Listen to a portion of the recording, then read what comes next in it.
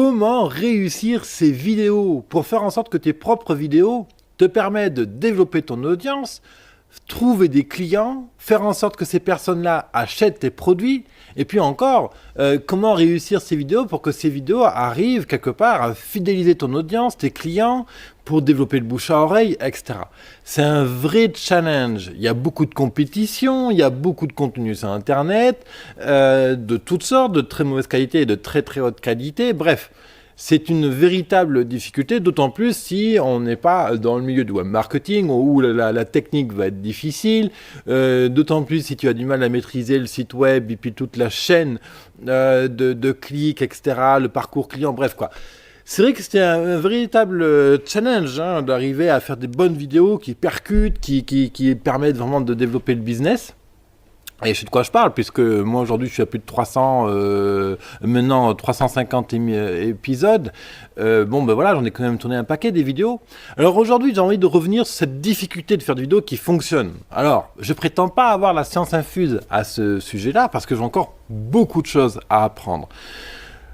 Ce qui m'intéresse aujourd'hui d'échanger avec toi, c'est 7 critères de base qui vont te permettre d'affiner un peu ton regard, prendre du recul, prendre un peu plus de recul sur le contenu que tu produis ou que tu vas produire pour développer ton business.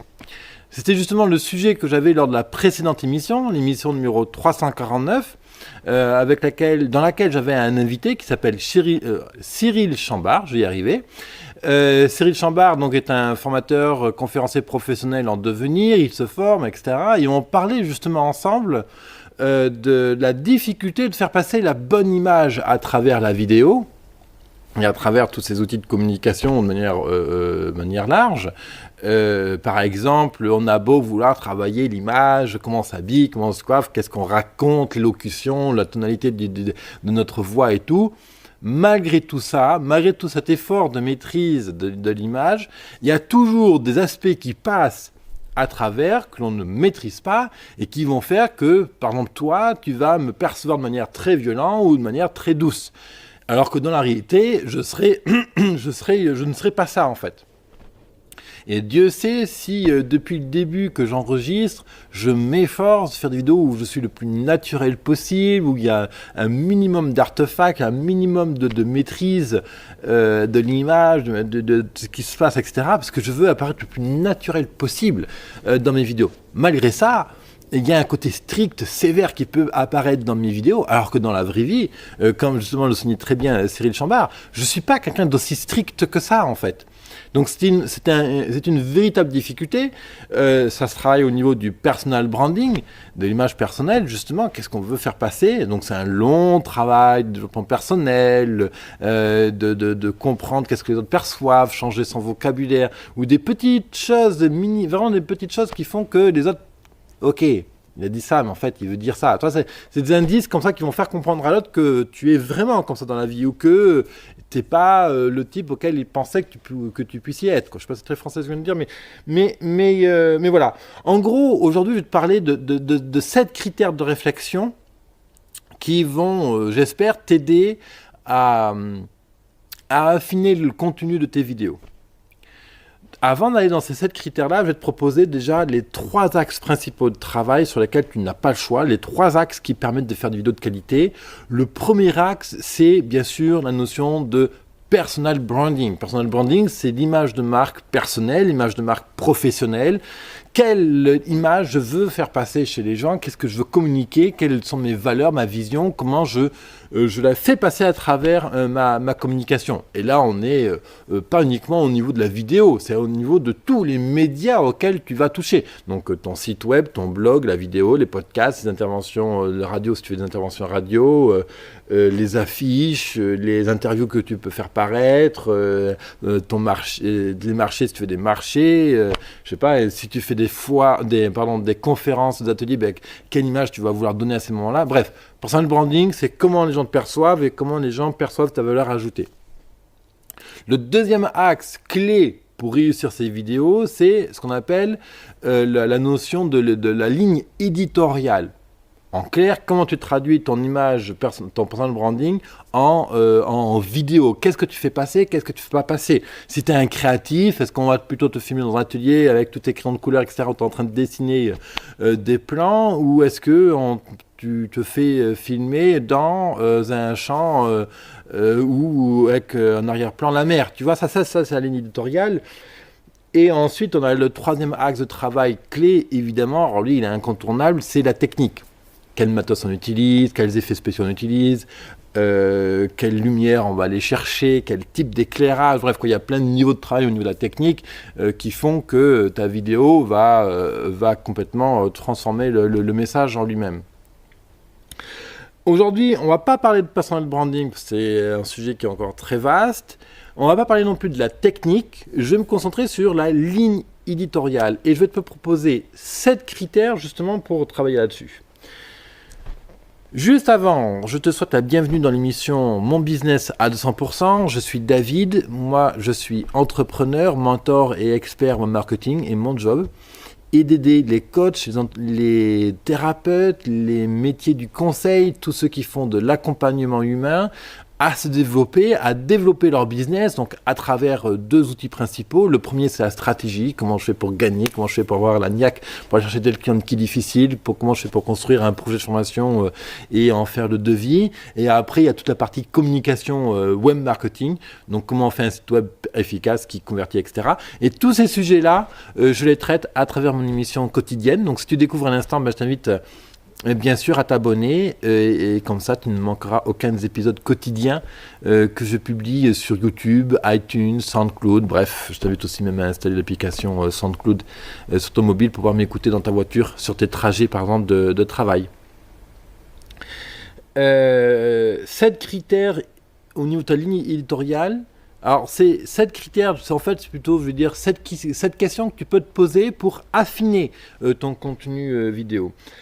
Le premier point que j'ai envie de te proposer, c'est le format. Le format, c'est est-ce que tu fais du vlog? Est-ce que tu fais de la vidéo officielle dans un bureau très bien maîtrisé? Est-ce que tu fais de la vidéo dans un espace coworking quand je fais là? Donc entre le casual, l'informel, le formel. C'est-à-dire que là, tu vois, j'ai une tenue plutôt décontractée en ce moment, mais je te parle de quelque chose qui est très sérieux. Alors après, il faut trouver le bon ton. Ça, c'est le ton que j'ai naturellement. Bon. Après, bon...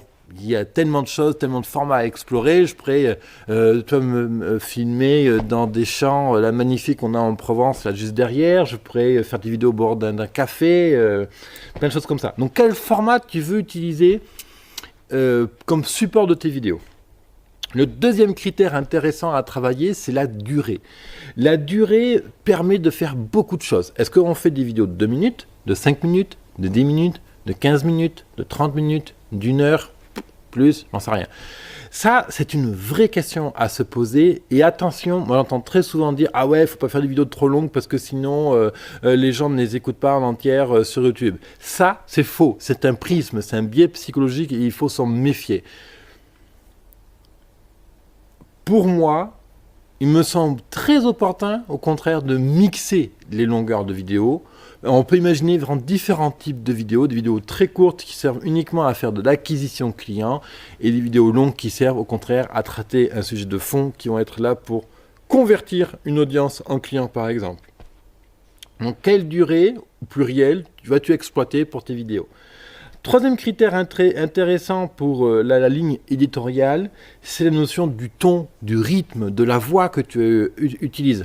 Bon, est-ce qu'aujourd'hui on va parler très vite? Est-ce qu'on va plutôt te booster? Ou est-ce qu'au contraire, tu sais, il m'est arrivé un truc extraordinaire la dernière fois pour faire des vidéos. Voilà, tu choisis le ton, le rythme. Est-ce que tu parles plutôt fortement comme ça, avec un accent de Marseille, ou est-ce qu'au contraire, tu vas parler avec une voix de nénette, je sais pas quoi?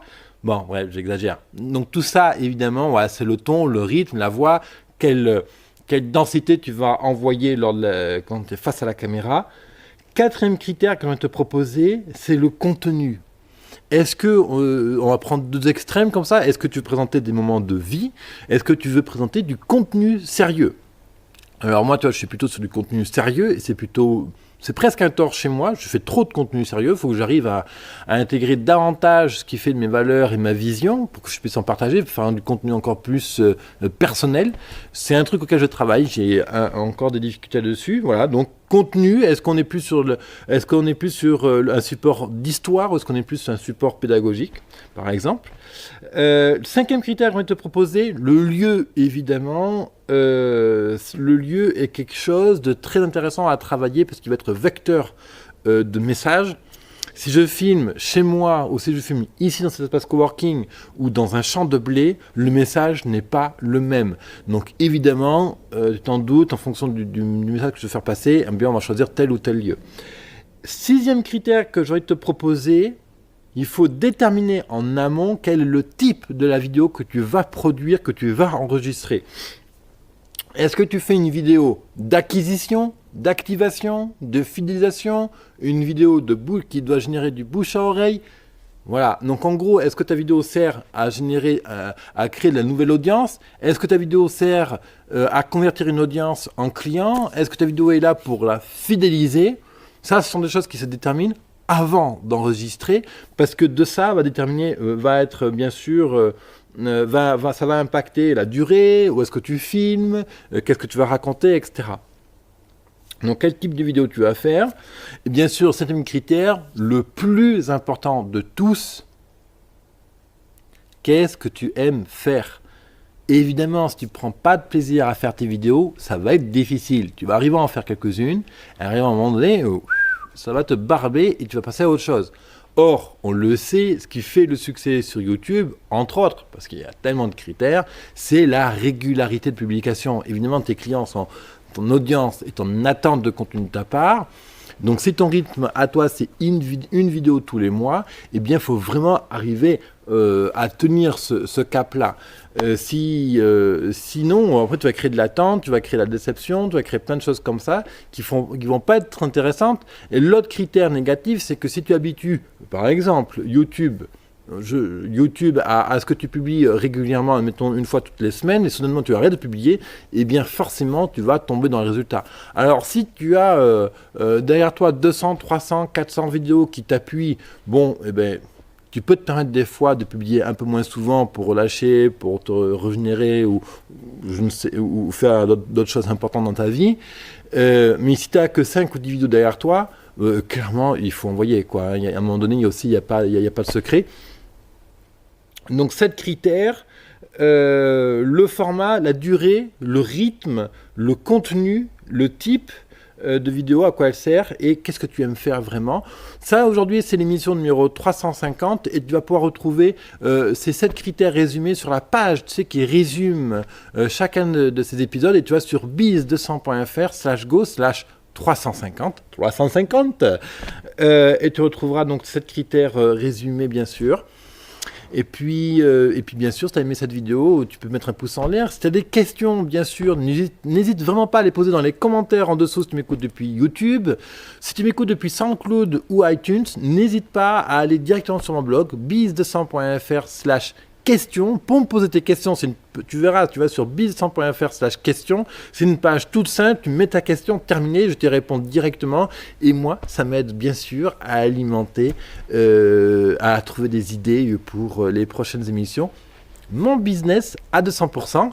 Merci à toi de me suivre, de m'écouter, c'est toujours un réel plaisir. Et rappelle-toi, tu es à la hauteur des ambitions. À très vite, entrepreneur. Bye bye.